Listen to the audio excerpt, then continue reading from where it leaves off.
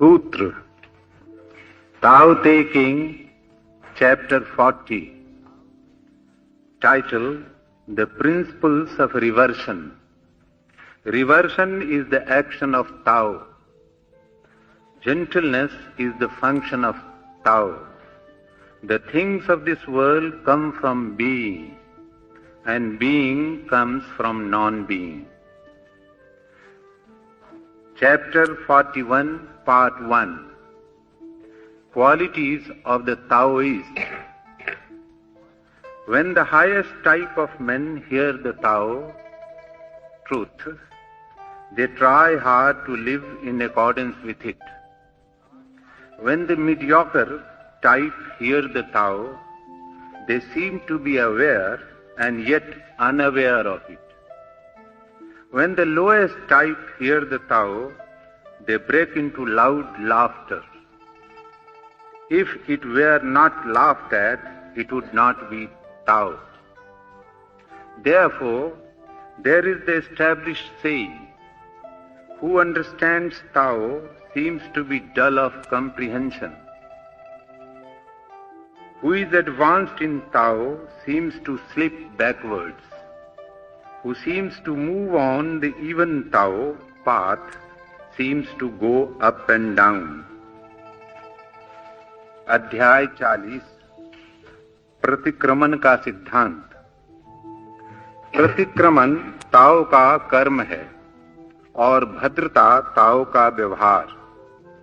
संसार की वस्तुएं अस्तित्व से पैदा होती हैं और अस्तित्व अनस्तित्व से आता है। अध्याय 41 खंड 1 ताओपंथी के गुणधर्म। जब सर्वश्रेष्ठ प्रकार के लोग ताओ सत्य को सुनते हैं तब वे उसके अनुसार जीने की अथक चेष्टा करते हैं। जब मध्यम प्रकार के लोग ताओ को सुनते हैं तब वे उसे जानते से भी लगते हैं और नहीं जानते से भी। और जब निकृष्ट प्रकार के लोग ताओ को सुनते हैं तब वे अट्टहास कर उठते हैं, मानो इस पर यदि हंसा न जाए तो यह ताओ नहीं है। इसलिए यह प्रसिद्ध कहावत है, जो ताओ को समझता है उसकी बुद्धि मंद मालूम पड़ती है। जो ताओ में खूब गतिमान है वह बार बार पिछड़ता मालूम पड़ता है, और जो समतल ताओ पथ पर चलता है वह ऊपर नीचे होता दिखता है।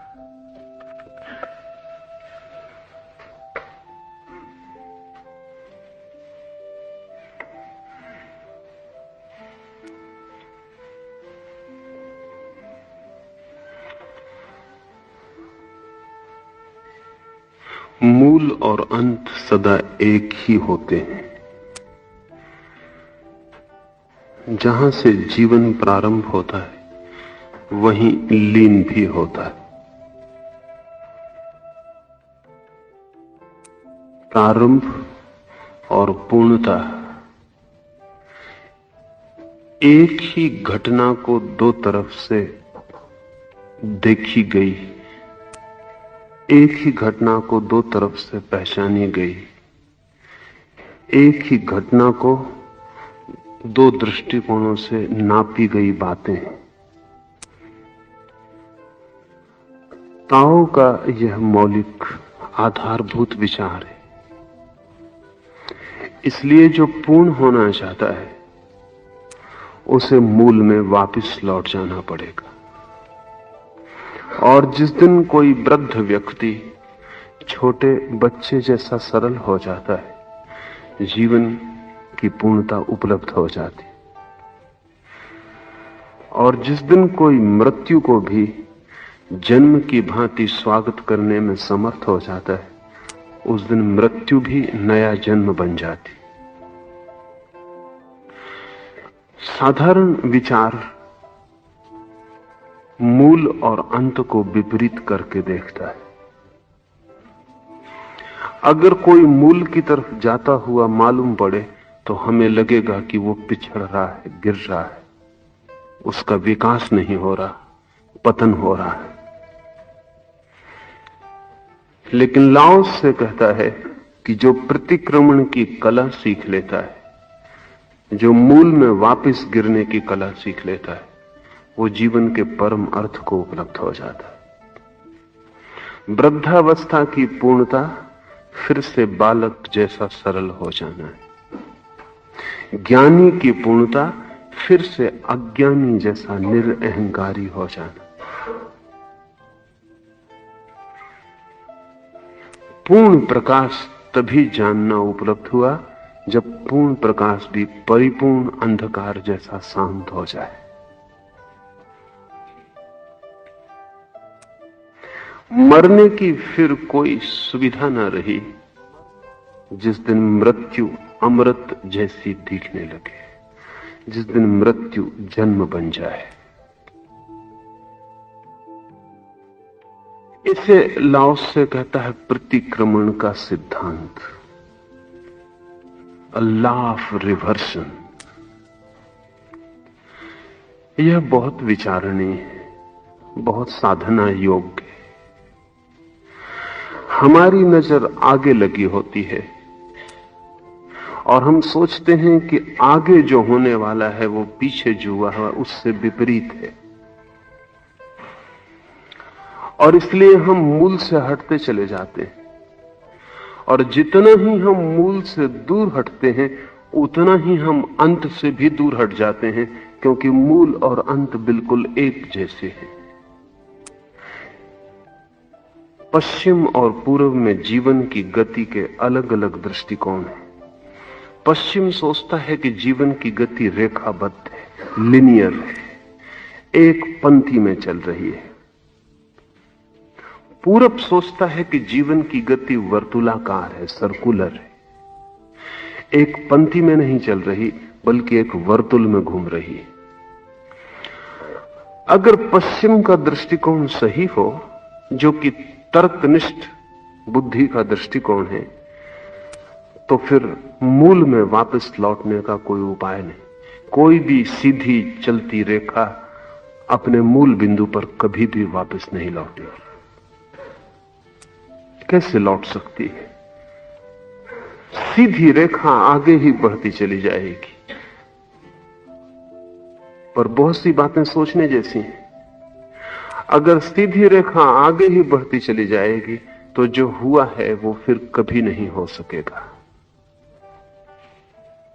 जो हो गया वो हो गया, और जो भी होने वाला है वो सदा नया होगा। पीछे लौटने का कोई उपाय नहीं, प्रारंभ का बिंदु कभी उपलब्ध ना होगा। दूसरी बात, सीधी रेखा कभी भी अंत को उपलब्ध ना होगी, उसके अंत का भी कोई उपाय नहीं। वो अंत भी कैसे होगी? पूर्वी विचार बिल्कुल उल्टा है, वर्तुलाकार है जीवन की गति। जहां से शुरू होती है रेखा, वर्तुल वहीं आके पूरा हो जाता। इसलिए जो हुआ है वो फिर होगा, और जो मूल था वो फिर उपलब्ध होगा। एक बहुत मजे की बात ध्यान रखने जैसी है, क्योंकि इन मौलिक दृष्टिकोणों पर जीवन के सभी अंग प्रभावित होते हैं। भारत की भाषाओं में बीते कल के लिए और आने वाले कल के लिए एक ही शब्द है, कल। जो जा चुका उसके लिए भी वही शब्द है, जो आने वाला है उसके लिए भी वही शब्द है। यस्टरडे भी कल, टुमारो भी कल। दुनिया की किसी भाषाओं में ऐसा नहीं है, क्योंकि पूरब की धारणा यही है कि जो बीत गया है वो फिर आ जाएगा, जो कल था वो फिर कल हो जाएगा। आने वाला कल कोई नई बात नहीं है, वो आवर्तन है बीते का ही। दोनों ही कल है। जो बीत गया परसों, उसको भी हम परसों कहते हैं, जो आने वाला है उसको भी परसों कहते हैं। हम बीच में खड़े हैं, जो हो गया वो और वही फिर होगा। ये वर्तुलाकार समय की दृष्टि है। पश्चिम के लोगों की बिल्कुल समझ में नहीं आता कि बीते हुए कल के लिए भी एक शब्द और आने वाले कल के लिए भी एक शब्द बहुत उलझन में डालता है। शब्द अलग होने चाहिए, लेकिन शब्दों के पीछे भी जीवन दृष्टिकोण होते हैं। फिर पूरब का दृष्टिकोण ज्यादा वैज्ञानिक मालूम होता है, क्योंकि जीवन की सभी तरह की गतियां वर्तुलाकार हैं। चांद घूमता है तो वर्तुल में, सूरज घूमता है तो वर्तुल में, पृथ्वी घूमती है तो वर्तुल में, सारे ग्रह नक्षत्र पूरा ब्रह्मांड घूमता है वर्तुल में, मौसम आते हैं वर्तुल में। सिर्फ मनुष्य का जीवन क्यों वर्तुलाकार नहीं होगा जहां सभी कुछ वर्तुलाकार है? मनुष्य का जीवन अपवाद नहीं हो सकता। प्रकृति के महानियम के भीतर मनुष्य का जीवन भी अंतर्निहित है। मनुष्य कोई प्रकृति के बाहर घटी हुई दुर्घटना नहीं है। मनुष्य भी प्रकृति के भीतर ही जीता, जन्मता, बढ़ता, फैलता और लीन होता है। तो जो प्रकृति का नियम है वर्तुल, वही मनुष्य के जीवन का भी नियम होना चाहिए।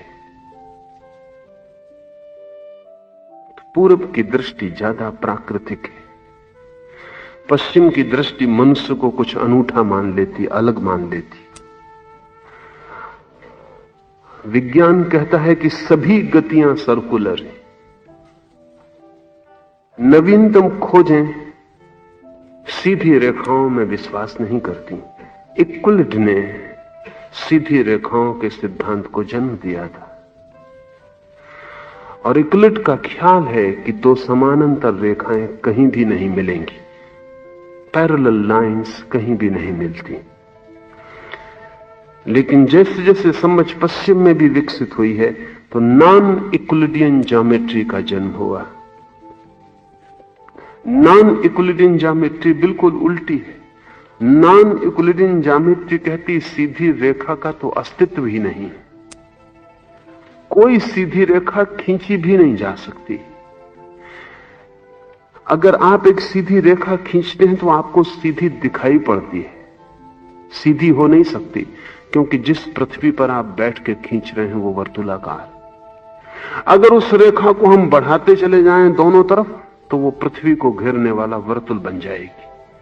तो सभी सीधी रेखाएं किसी बड़े वर्तुल का खंड है, कोई सीधी रेखा होती ही नहीं। सीधी रेखा के होने का उपाय ही नहीं। ये थोड़ा मुश्किल मालूम पड़ता है, क्योंकि बचपन से हम सब ने इक्वलिड की ज्योमेट्री पढ़ी है। स्कूलों में अब भी पढ़ाया जा रहा है कि दो समानांतर रेखाएं कहीं नहीं मिलती, और सीधी रेखा वर्तुल का खंड नहीं है। लेकिन सीधी रेखा होती ही नहीं और समानांतर रेखाएं भी नहीं होती।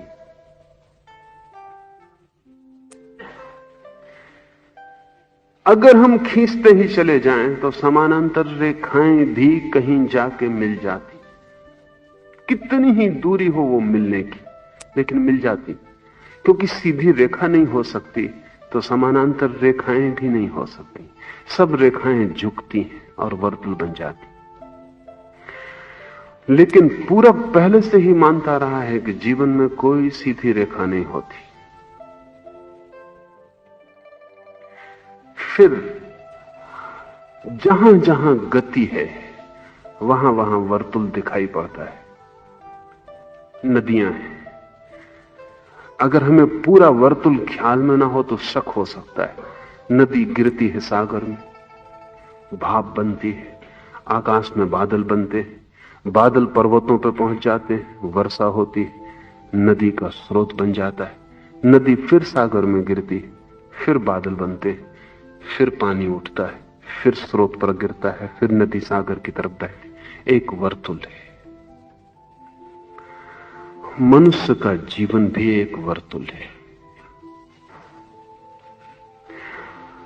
समय भी वर्तुलाकार है। इसलिए हमने इस देश में समय की जो धारणा की है वो वर्तुल में है। इसलिए हमने इतिहास लिखने में बहुत रस नहीं लिया। पश्चिम के इतिहासविद बहुत हैरान होते हैं कि पूरब की कौमों ने बहुत कुछ लिखा है लेकिन इतिहास नहीं लिखा। हमने पुराण लिखे। पुराण बड़ी और बात है, इतिहास बड़ी और बात है।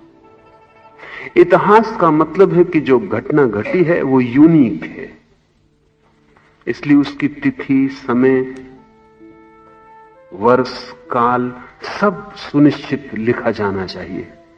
पुराण का अर्थ है कि जो घटना घटी है वो एक कथा है जो बहुत बार घट चुकी है और बहुत बार घटेगी। समय, स्थान मूल्यहीन है क्योंकि घटना बेजोड़ नहीं है।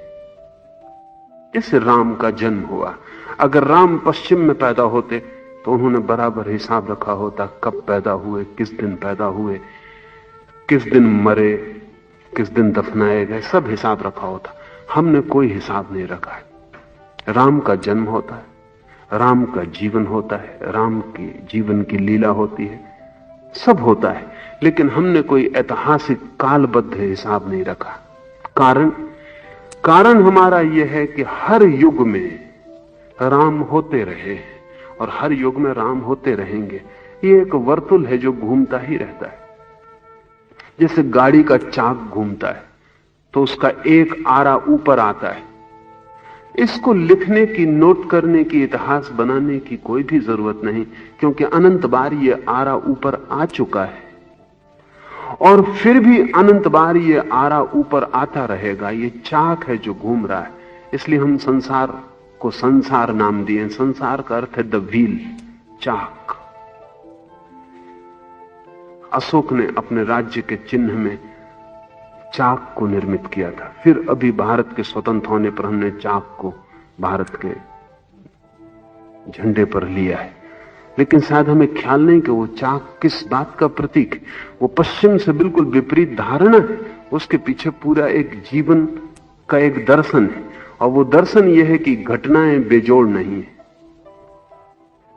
इसलिए ना हमें पक्का पता है कि बुद्ध किस सन में पैदा होते, किस दिन पे पैदा होते, ना हमें पता है कृष्ण कब पैदा होते, कब विदा हो जाते, लेकिन कृष्ण के जीवन में जो भी सारभूत है वो हमें पता है। इसे हम असार कहते हैं, नॉन इसेंशियल। इसका कोई मतलब ही नहीं है हिसाब रखने का। सृष्टि बनती है, फिर प्रलय होता है, फिर सृष्टि बनती है, फिर प्रलय होता है, फिर सृष्टि बनती है, फिर प्रलय होता है। और जहां से सृष्टि बनती है, ठीक जब वर्तुल वहीं आके मिलता है समय का, तो प्रलय हो जाता है। जितने काल तक सृष्टि रहती है, फिर उतने ही काल तक प्रलय रहता है। फिर सृष्टि होती है, फिर प्रलय होता है। और ऐसे प्रत्येक सृष्टि और प्रलय के एक वर्तुल को हम एक कल्प कहते हैं। उसे हमने ब्रह्मा का एक दिन कहा है। सृष्टि का समय दिन है और प्रलय का समय रात्रि है। वो ब्रह्मा के 24 घंटे हैं। फिर सुबह होती, फिर सूरज निकलता है, फिर सृष्टि होती, फिर सांझ अस्त हो जाता सूरज, विश्राम को चला जाता है जीवन की सारी ऊर्जा शक्ति, फिर सुबह होती। हर युग में, हर कल्प में राम होंगे, हर कल्प में कृष्ण होंगे, हर कल्प में महावीर बुद्ध होंगे। इसलिए हिसाब क्या रखना है? इसलिए जो सार है वो बचा लेना है। बहुत मीठी कथा है कि वाल्मीकि ने राम के जन्म के पहले ही रामायण लिखी।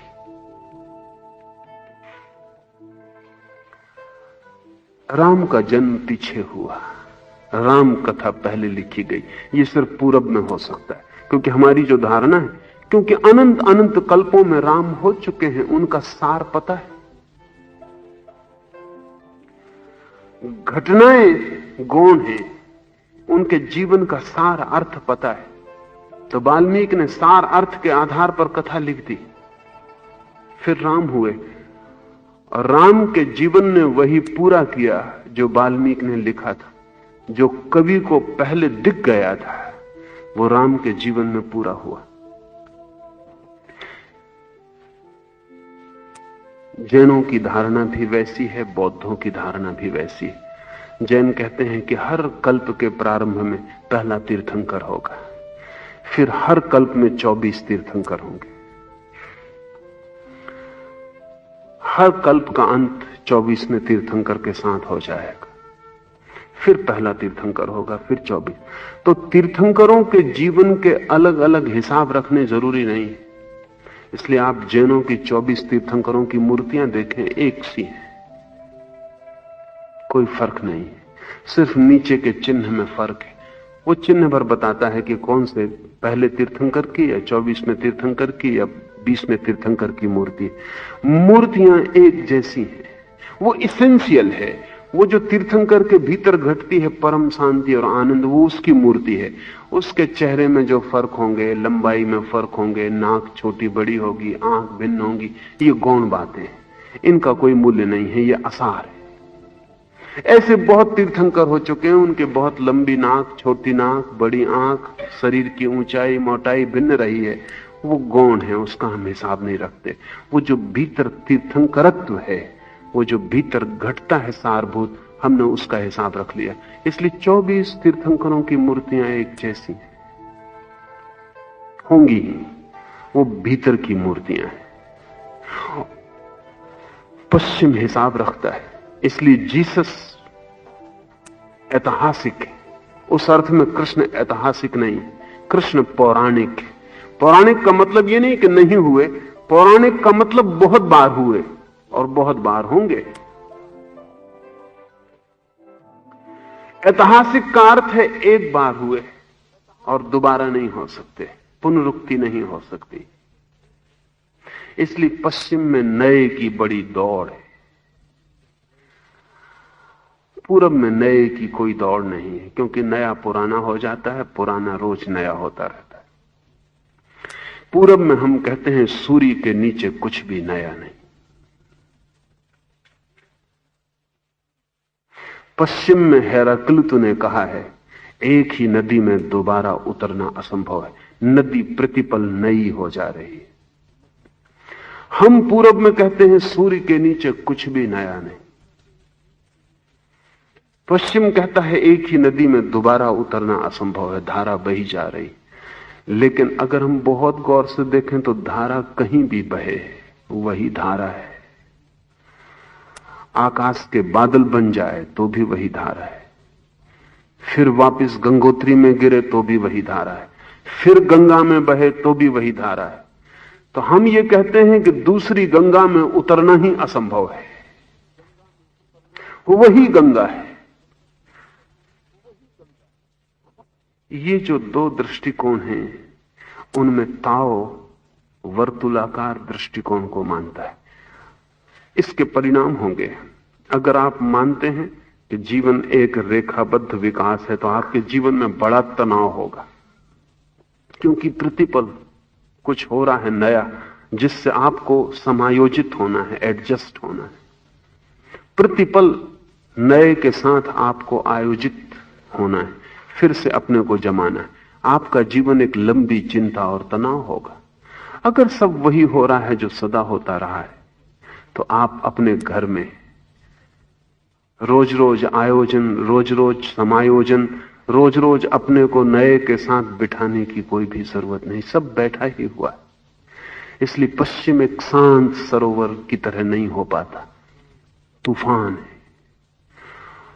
पूरब बिल्कुल शांत सरोवर की तरह है, जहां की तूफान के बहुत कारण भी मौजूद हों, तब भी सरोवर शांत ही बना रहता है। हम बहुत एक्साइटेड नहीं हो पाते, बहुत उत्तेजित नहीं हो पाते। क्रांति में हमें बहुत रस नहीं आता, क्योंकि हम जानते हैं क्रांति बहुत बार हुई है और चीजें वहीं लौट के आ जाती हैं जहां से शुरू होती। तो हम बीच में जो शोरगुल करते हैं, बहुत उछल कूद मचाते हैं, बहुत परेशान होते हैं, वो व्यर्थ ही जाता है, क्योंकि चीजें वहीं लौट आती हैं जहां से शुरू होती। पूर्वी जीवन की जो दृष्टि है, वो साधना के लिए बड़ी अनूठी भूमिका है। ऐसा ख्याल में आ जाए तो उत्तेजना विलीन हो जाती है और मन अपने आप शांत होने लगता है। अब हम लाओसे के सूत्र में चले। प्रतिक्रमण ताओ का कर्म है, reversion is the action of Tao. वो जो मूल है उसको ही पा लेना लक्ष्य। जहां से हम प्रारंभ हुए वहीं पहुंच जाना मंजिल है। जो हमारा पहला क्षण है वही हमारा अंतिम क्षण हो जाए तो जीवन का गंतव्य पूरा हो गया। प्रतिक्रमण ताओ का धर्म है लौटना, मूल पर लौटना, मूल में लीन हो जाना। क्या है आपका मूल? अगर उसकी खोज में आप लग जाएं तो विचार खो जाएंगे, चिंताएं खो जाएंगी, तनाव खो जाएंगे, संताप खो जाएगा। क्योंकि मूल जहां है वहां कोई तनाव, कोई चिंता, कोई संताप नहीं। जीवन बिना किसी शोरगुल के चुपचाप शुरू होता। इसलिए अगर आप पीछे लौटें अपने बचपन में तो आप 3 वर्ष के पीछे नहीं लौट सकेंगे। 3 वर्ष तक की आपको याद आ सकती है। 3 वर्ष के पीछे प्रवेश करना मुश्किल हो जाएगा, क्योंकि याद ही तब बननी शुरू होती है जब जीवन में बेचैनी आ जाती। जब बेचैनी ही नहीं होती तो याद भी क्या बने। जब कुछ घटता ही नहीं और मन इतना शांत होता है तो स्मृति क्या बने। जब कुछ घटता है तो स्मृति बनती है। स्मृति एक आघात है, चोट है। इसलिए जिस चीज से जितनी ज्यादा चोट पहुंचती उतनी देर तक याद रहती। जिससे कोई चोट नहीं पहुंचती उसकी कोई याद नहीं रहती। वास्तविक अर्थों में भी स्मृति एक चोट है, मस्तिष्क के तंतुओं पर घाव है। और इसलिए जो घाव बहुत बन जाता उस पर आप बार बार लौटते। किसी ने गाली दे दी थी 20 साल पहले, अगर घाव गहरा बन गया था तो 20 साल बीच के बहुत मूल्य नहीं रखते, घाव हरा रहता है। जरा सा मौका आप वापस लौट जाते हैं और घाव ताजा है। कितनी चीजें आप भूल जाते हैं, कितनी चीजें आप बिल्कुल नहीं भूल पाते। क्या कारण होगा? जिस घटना से घाव बनता है जितना गहरा, वो उतना ही भूलना मुश्किल होता है। 3 वर्ष के पीछे जाना मुश्किल है क्योंकि 3 वर्ष तक मन शांत है, ताओ में, धर्म में। अभी बच्चे के जीवन में कुछ भी नहीं घट रहा, धारा इतनी शांत है कि जैसे बह ही नहीं रही। इसी में लौट जाना प्रतिक्रमण है। फिर ऐसी जगह आ जाना जहां मन बच्चे की तरह शांत हो गया है, सरल निर्दोष हो गया है, जहां न कोई भविष्य है न कोई अतीत है, जहां वर्तमान के क्षण में ही सब कुछ है। एक छोटा बच्चा एक तितली के पीछे दौड़ रहा है। इस घड़ी में जब वो तितली के पीछे दौड़ रहा है तो उसको तितली को छोड़कर कोई भी नहीं है, जगत पूरा लीन हो गया है। एक बच्चा फूल को तोड़ के देख रहा है। इस क्षण में सारा जगत खो गया है। फूल है और बच्चा है, उस फूल की सुगंध से घेरे। तात्कालिक क्षण में सब कुछ है। न कोई अतीत है जिसका बोझ ढोना है, न कोई भविष्य है जिसकी आशाएं, कल्पनाएं, योजनाएं बनानी। ऐसा वर्तमान में हो जाना ही निर्दोष हो जाना। ऐसे क्षण में कोई घाव नहीं लगते। इस अवस्था में फिर से लौट जाना, इस मूल को फिर से पकड़ लेना ध्यान है। सारे ध्यान के प्रयोग इस मूल को पकड़ने के प्रयोग। फिर ये गहरा होता जाए ध्यान और हम पीछे प्रवेश करें तो बच्चा मां के गर्भ में है। तब कोई दायित्व नहीं है, कोई रिस्पॉन्सिबिलिटी नहीं, कोई एक विचार की तरंग भी नहीं उठती, क्योंकि बच्चे की सभी इच्छाएं उठने के पहले पूरी हो जाती। बच्चे को कुछ भी नहीं करना पड़ता। मां के पेट में बच्चा करीब कल्प वृक्ष के नीचे है। श्वास मां लेती, उससे बच्चे को ऑक्सीजन मिल जाती। मां का खून बच्चे का खून बनता है। मां का जीवन बच्चे का जीवन है, मां के हृदय की धड़कन बच्चे की धड़कन है। बच्चा परम सुख में है, जहां कोई दुख पैदा नहीं होता, जहां कोई चिंता नहीं पकड़ती, जहां आने वाले क्षण का कोई बोध भी नहीं। अगर हम और पीछे प्रवेश करें तो ऐसे गर्भ की अवस्था है। इसको हमने मोक्ष कहा है। इसको फिर से पा लेना, इसको फिर से पा लेना महासुख है। तो जब ध्यान गहरा होता है और निर्दोष होते होते इतना निर्दोष हो जाता है कि जैसे आप फिर से गर्भ में पहुंच गए, अब की बार मां का गर्भ नहीं होता, सारा अस्तित्व मां का गर्भ हो जाता है। इस बार इस पूरे अस्तित्व में आप एक हो जाते हैं। परमात्मा श्वास लेता है, परमात्मा जीवन देता है, आप सारी चिंता उस पर छोड़ देते हैं। आप ऐसे होते हैं जैसे गर्भस्थ शिशु। ये समाधि है। ध्यान जब गहरा होते होते ऐसी जगह पहुंच जाता है जहां गर्भस्थ शिशु की चेतना आपके भीतर जन्म लेती। बोधि वृक्ष के नीचे बैठे हुए बुद्ध ऐसे गर्भस्थ शिशु हैं। कहीं कोई उपद्रव नहीं रहा, कोई उपद्रव का कारण नहीं है। आप अपने घर वापस आ गए। ये अस्तित्व विरोधी नहीं रहा, इससे कोई संघर्ष ना रहा। ये अस्तित्व गर्व हो गया। अस्तित्व को गर्व बना लेने की कला ही धर्म है। ये पूरा अस्तित्व घर जैसा मालूम होने लगे, एट होम आप हो जाएं। आकाश, चांद तारे, पृथ्वी सब आपके लिए चारों तरफ से सहारा दे रहे हैं। अभी भी दे रहे हैं, जब आप लड़ रहे हैं तब भी दे रहे हैं। जिस दिन आपकी लड़ाई छूट जाती है और आप इस गर्भ में प्रवेश कर जाते हैं, हम मंदिर के अंतरिक्ष कक्ष को गर्भ कहते हैं। इसी कारण मंदिर के अंतरिक्ष कक्ष में पहुंच जाना गर्भ में पहुंच जाना है। पश्चिम का मनोविज्ञान भी निंदा के स्वर में सही, लेकिन इस सत्य को स्वीकार करने लगा है कि मोक्ष की, निर्वाण की खोज गर्भ की खोज है। इसे बहुत अहोभाव से नहीं, स्वागत के लिए नहीं, निंदा के लिए ही पश्चिम का मनोविज्ञान स्वीकार करने लगा है कि निर्वाण की खोज गर्भ की खोज है। और पश्चिम की धारणा में पीछे लौटना तो हो ही नहीं सकता। इसलिए यह खोज गलत है, खतरनाक है, मनुष्य के विकास के लिए बाधा है। लेकिन मैं मानता हूं कि शीघ्र उन्हें समझ में आना शुरू होगा। जैसे जैसे इक्विलिड की ज्योमेट्री विदा हो रही है और नॉन इक्विलिडियन ज्योमेट्री प्रवेश कर रही है, और जैसे जैसे पुरानी रेखाबद्ध धारणाएं खो रही, वैसे वैसे ये धारणा भी खोएगी। गर्भ ही अंतिम जगह भी होने वाली है। और जो व्यक्ति पुनः गर्भ की अवस्था तक नहीं पहुंच पाता, वो अधूरा मर गया। इसलिए हम कहते हैं कि उसे बार बार जन्म लेना पड़ेगा, क्योंकि गर्भ का अनुभव उसका पूरा नहीं हो पाया।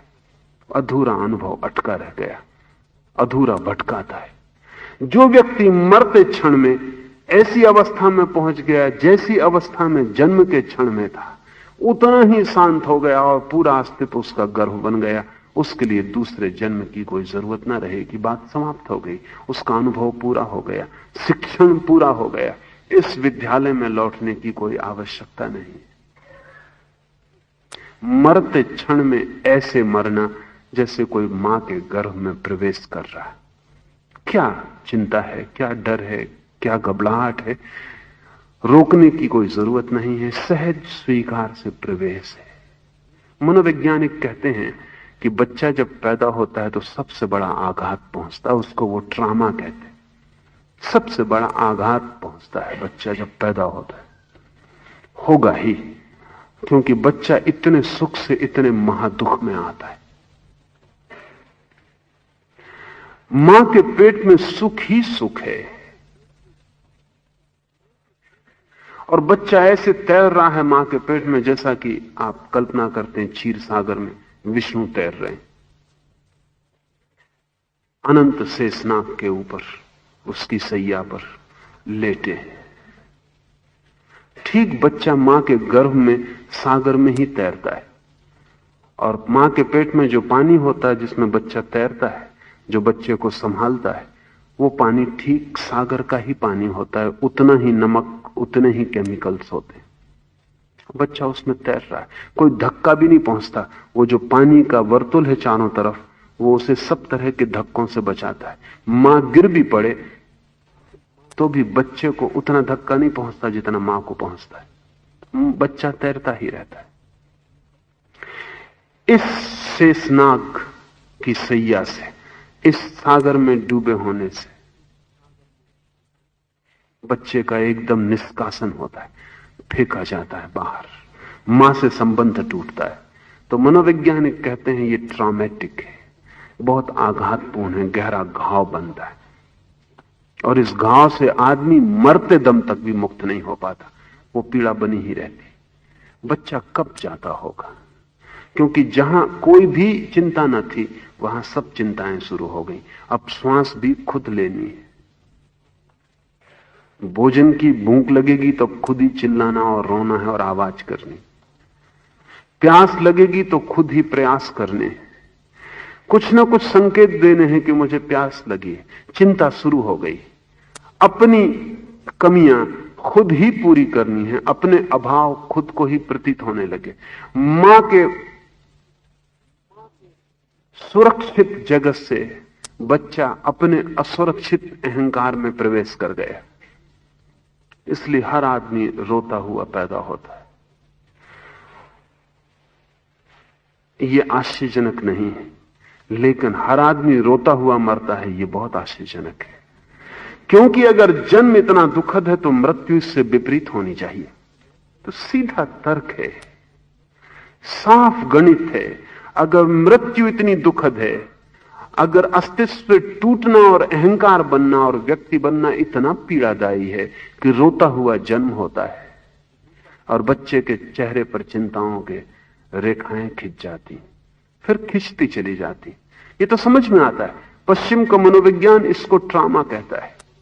ये एक बात हुई, लेकिन अभी पश्चिम का मनोविज्ञान इसका दूसरा पहलू नहीं खोज पाया, उसको ख्याल में नहीं। हम उसको समाधि कहते हैं, हम उसको आनंद कहते हैं। जो मृत्यु के पहले, जैसा जन्म के पहले अलग होने में पीड़ा हुई थी, तो मृत्यु में फिर एक हो रही है चेतना। उतना ही आनंद होना चाहिए।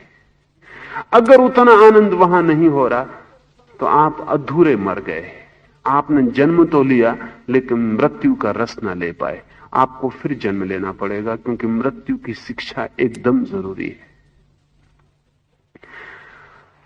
मां के पेट से बाहर आना और फिर गर्भ में प्रकृति के प्रवेश करना, मृत्यु क्या है? अस्तित्व में वापस डूब जाना,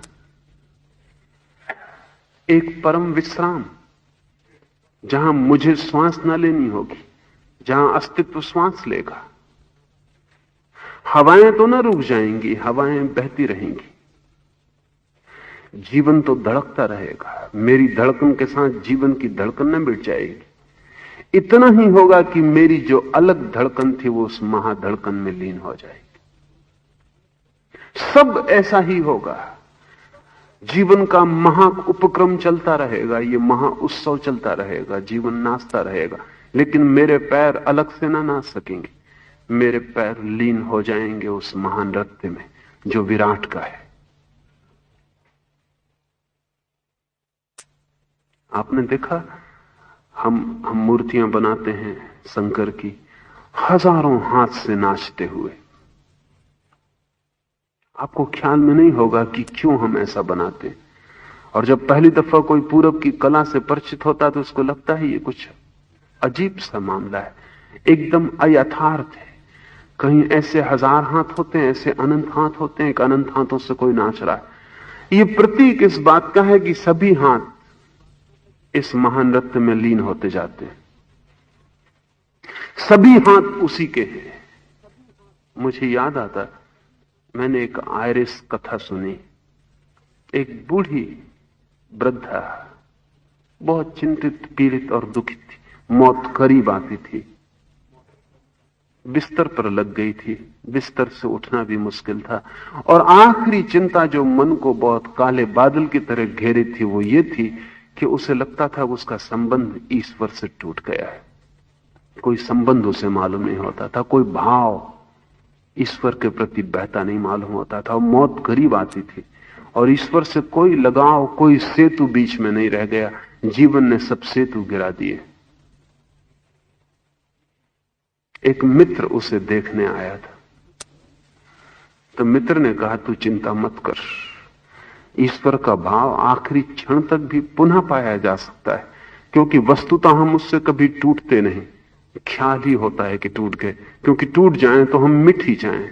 तो तू चिंता मत कर, तू आंख बंद कर और प्रार्थना कर और उससे ही कह कि मैं तो असमर्थ हूं, मेरे हाथ छोटे हैं, तुझ तक कैसे फैलाऊं, लेकिन तेरे हाथ तो अनंत है, तेरा हाथ तो विराट है, तू अपने हाथ को फैलाओ, मेरे सिर पर रख। वृद्धा ने आंख बंद कर ली, खुशी के आंसू उसकी आंख से बहने लगे। चिंता एक नई पुलक में बदल गई और उसने प्रार्थना की कि हे परमात्मा, मेरे हाथ छोटे हैं, मैं तुझे खोजूं भी तो भी नहीं खोज पाती, टटोलूं तो भी तुझ तक नहीं पहुंच पाती, तू ही अपने हाथ को बढ़ा। और तब वृद्धा ने अनुभव किया कि उसके सिर पर कोई हाथ आ गया है। आनंद के आंसू बहने लगे और उसने कहा कि धन्यवाद, मैं तो सोचती थी संबंध टूट गया, लेकिन तेरा हाथ तैयार है सदा मुझ तक पहुंचने को। फिर उसने आंख खोली, आंख खोल के थोड़ी सी उसने चिंता उसके चेहरे पे आई और उसने मित्र से कहा, बात तो बहुत आनंदपूर्ण रही, लेकिन एक शक मुझे पैदा होता, वो जो हाथ मेरे सिर पे आया बिल्कुल तुम्हारे हाथ जैसा लगता था। उस मित्र ने कहा, निश्चित ही कोई परमात्मा आकाश से इतना लंबा हाथ करके तेरे सिर पर रखेगा, ऐसा थोड़ी। जो हाथ पास में मिल गया उसका ही उसने उपयोग कर लिया है।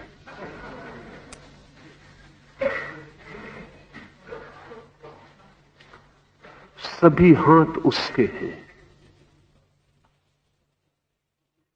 इसलिए हमने अनंत हाथों वाले शिव को नृत्य करते दिखाया है। सभी हाथ उसके, वो नृत्य चलता रहता है, शिव का नृत्य चलता रहता है, हमारा नृत्य डूबता जाता है, उसमें लीन होता जाता।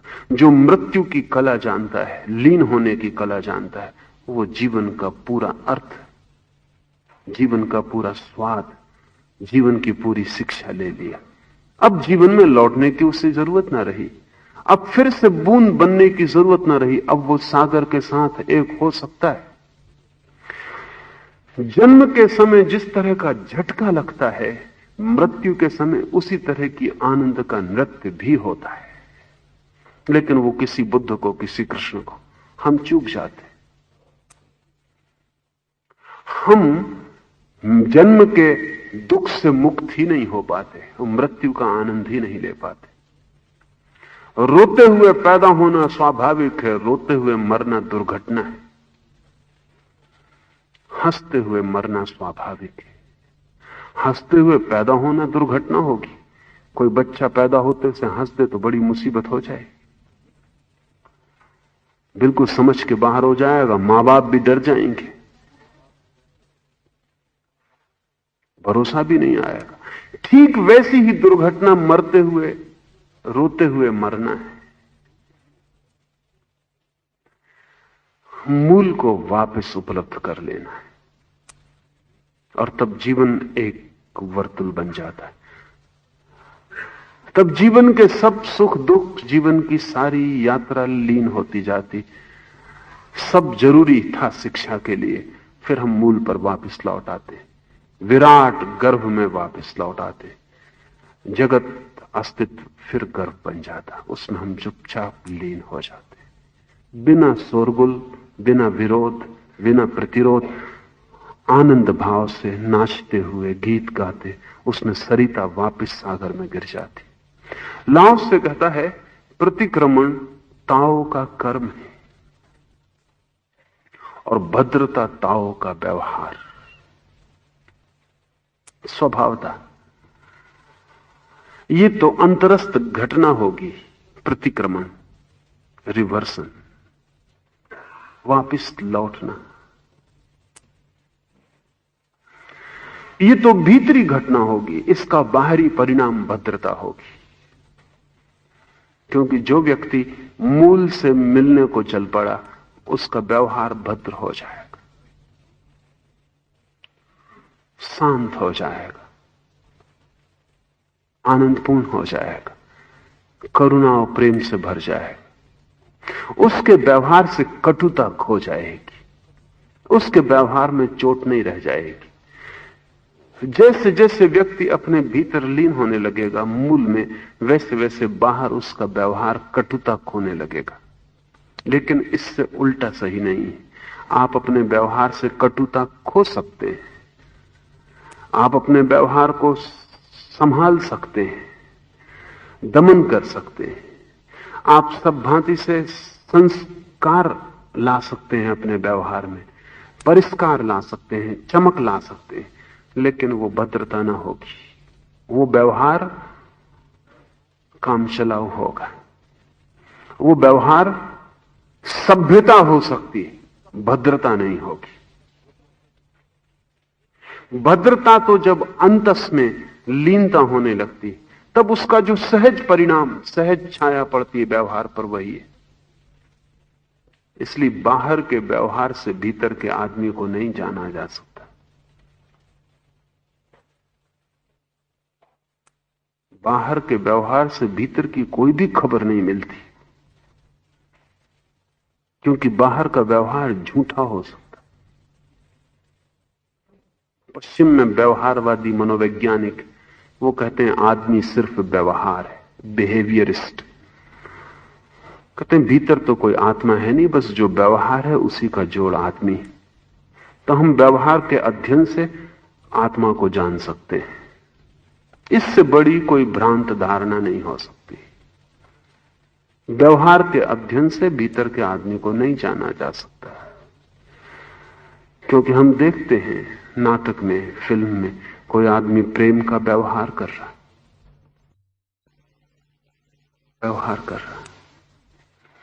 लेकिन भीतर न क्रोध है, न भीतर प्रेम है। भीतर वो आदमी अपने घर जाने की सोच रहा है, कब नाटक पूरा हो जाए। और जिस भांति प्रेम उसने नाटक के मंच पर किया है, वैसा ही प्रेम वो अपनी प्रेयसी से भी करता हुआ दिखाई पड़ेगा। दोनों व्यवहार में हमें फर्क करना मुश्किल होगा, लेकिन उसके लिए फर्क है, क्योंकि उसकी प्रेयसी के लिए भीतर से कुछ बह रहा है, अभिनय में बाहर से कुछ आरोपित किया जा रहा है। मैंने सुना है कि एक ईसाई धर्मगुरु अपने दंत चिकित्सक के पास गया, डेंटिस्ट के पास गया। उसके दांत गिर गए थे बहुत से, और उसने सब दांत साफ करवा के नए कृत्रिम दांत लगवाने चाहे। दांत उसके अलग कर दिए गए और कृत्रिम दांत बनने पर उसे बुलाया गया।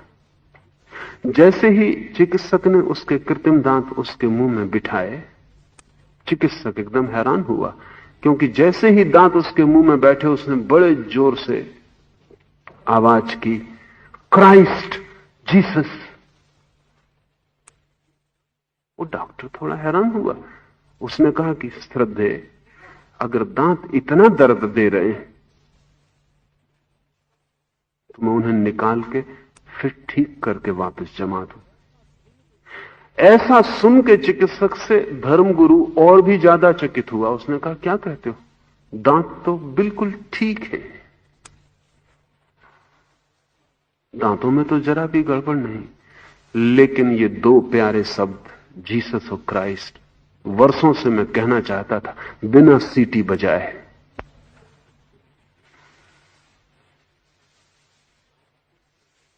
दांत टूट गए थे, तो जब भी वो जीसस कहता तो सीटी बजती। तो मुझे पीड़ा नहीं हो रही, मैं बड़ा आनंदित हूं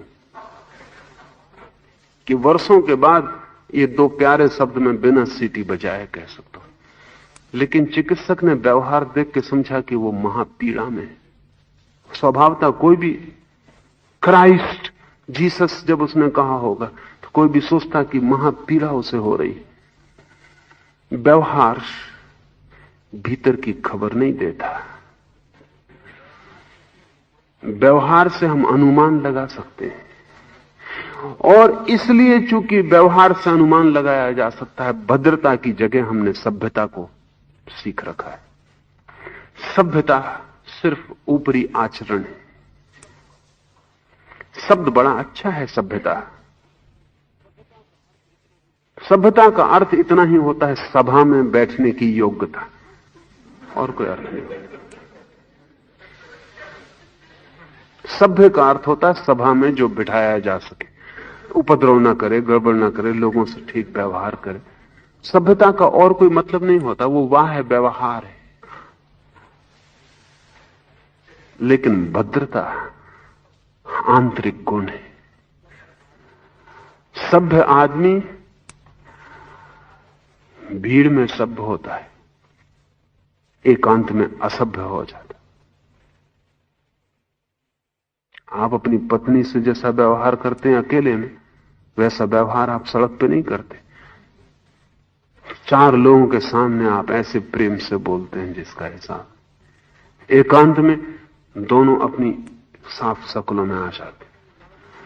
पति पत्नी लड़ रहे हैं और एक मेहमान घर में आ जाए, लड़ाई समाप्त हो जाती है और दोनों के चेहरों पर सभ्यता आ जाती। सभ्यता दूसरे को ध्यान में रखकर है, लेकिन भद्र आदमी एकांत में भी भद्र होता है, अकेला होता है तब भी भद्र होता है। भद्र आदमी वस्तुओं के साथ भी भद्र होता है, व्यक्तियों का कोई सवाल नहीं है। रिल्के, कवि रिल्के के बाबत कहा जाता है कि वो अपना जूता भी खोल के रखता तो ऐसा जैसा किसी व्यक्ति को रख रहा हो। वो अपने कपड़े भी उतारता तो ऐसा धन्यवाद के भाव से कि तुमने मुझे सर्दी में सहायता दी, या धूप में सहायता दी, या वर्षा में सहायता दी, तुम्हारी बड़ी कृपा है। वो अपने वस्त्रों से भी बोलता, अपने जूते से भी बोलता। वो भद्र आदमी था। भद्रता एकांत में भी होगी, अकेले में भी होगी, वस्तुओं के साथ भी होगी। सभ्यता भीड़ में होगी, बाजार में होगी, दूसरों के साथ होगी और सशर्त होगी। अगर आप सभ्य हैं तो मैं सभ्य हूं, ऐसी शर्त होगी। लेकिन भद्रता बेशर्त है, अनकंडीशनल है। आप क्या हैं इससे उसका कोई संबंध नहीं है। मैं भद्र हूं, भद्र होना मेरा गुण है। आप असभ्य भी हो तो भी मैं भद्र होऊंगा। भद्रता ताओ का व्यवहार है। संसार की वस्तुएं अस्तित्व से पैदा होती हैं, संसार की वस्तुएं अस्तित्व से पैदा होती हैं और अस्तित्व अनस्तित्व से आता है। सब शून्य से पैदा होता है और सब शून्य में लीन हो जाता है। जन्म के पहले आप क्या थे? एक शून्य। मृत्यु के बाद आप क्या होंगे? एक शून्य। एक वृक्ष अभी पैदा नहीं हुआ, अभी शून्य में है। फिर आपने बीज बोया और वृक्ष को शून्य से पुकारा। बीज पुकार है शून्य से वृक्ष के लिए कि परिस्थिति तैयार, तुम आओ और प्रकट हो जाओ। और वृक्ष प्रकट होना शुरू हो गया, फैलेगा, विराट बनेगा, फिर वृद्ध होगा, गिरेगा, खो जाएगा, फिर शून्य में लीन हो जाएगा। अस्तित्व के दोनों तरफ अनस्तित्व है, अस्तित्व के दोनों तरफ शून्य है, अभिव्यक्ति के दोनों ओर अनभिव्यक्ति है, प्रलय है सृष्टि के दोनों ओर, जन्म के दोनों ओर मृत्यु है, जीवन दोनों ओर मृत्यु से घिरा है। इसे ख्याल में ले लें तो वो जो अस्तित्व के साथ हमारा बड़ा राग पैदा हो जाता है वो पैदा ना हो, क्योंकि तब हम जाने कि अस्तित्व अनस्तित्व से आता है और अस्तित्व फिर अनस्तित्व में खो जाता है। इसलिए व्यर्थ मोह और राग और बहुत बंधन में पड़ जाने का कोई अर्थ नहीं है। अगर पढ़ना भी हो तो नाटक से ज्यादा उसका मूल्य नहीं है, अभिनय से ज्यादा परेशान होने की कोई जरूरत नहीं है। ऐसा बोध आ जाए तो सब समान हो जाता है। तब हम जानते हैं कि जो है वो कल नहीं था और कल फिर नहीं हो जाएगा। इसलिए आज जब है तब हम बहुत पागल न हो जाएं, और हम इतने पागल न हो जाएं कि कल जब वो नहीं होने लगे तो हमें पीड़ा हो। आज आपका किसी से प्रेम हो गया, लेकिन कल तक ये शून्य था, कल तक इस प्रेम का कोई पता ना था। आज अचानक प्रेम निर्मित हो गया, एक मैत्री बनी, लेकिन जाने कि कल ये शून्य थी और कल फिर शून्य हो जाएगी। सभी चीजें जहां से आती हैं वहीं लौट जाती। तो इस प्रेम के लिए इतने पागल ना हो जाएं कि कल जब ये शून्य होने लगे तो आप छोड़ ना पाए। आज एक बच्चा आपके घर में पैदा हुआ, कल ये मरेगा, क्योंकि जन्म मृत्यु को अपने भीतर लिए। तो आप इससे इतने ज्यादा मोहग्रस्त ना हो जाएं कि कल जब ये विदा होने लगे या विदा का क्षण आ जाए तो आप छोड़ ना पाए।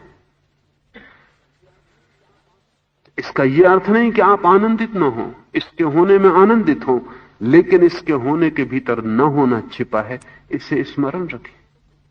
और जब ये न होने लगे तब इसको सहज स्वीकार कर लें, जैसा इसके होने को स्वीकार किया था। जो व्यक्ति ऐसी अवस्था को उपलब्ध हो जाए उसे उपनिषदों ने साक्षी कहा है। जो अस्तित्व में अनिस्तित्व को देखता रहे, जो प्रगट में अप्रगट को देखता रहे, जो होने में न होने को देखता रहे, दोनों फिर शांत हो जाते। फिर कोई पकड़, कोई बंधन पैदा नहीं होता, फिर कोई कर्म ग्रस्ता नहीं और कोई नियति निर्मित नहीं होती। जैसे ही कोई व्यक्ति दोनों को देख लेता है एक साथ, अस्तित्व अनिस्तित्व को मुक्त हो जाता है। संसार की वस्तुएं अस्तित्व से पैदा होती और अस्तित्व अनस्तित्व से आता है। जब श्रेष्ठ प्रकार के लोग इस तरह के सत्य को सुनते हैं, ये बहुत महत्वपूर्ण है वचन।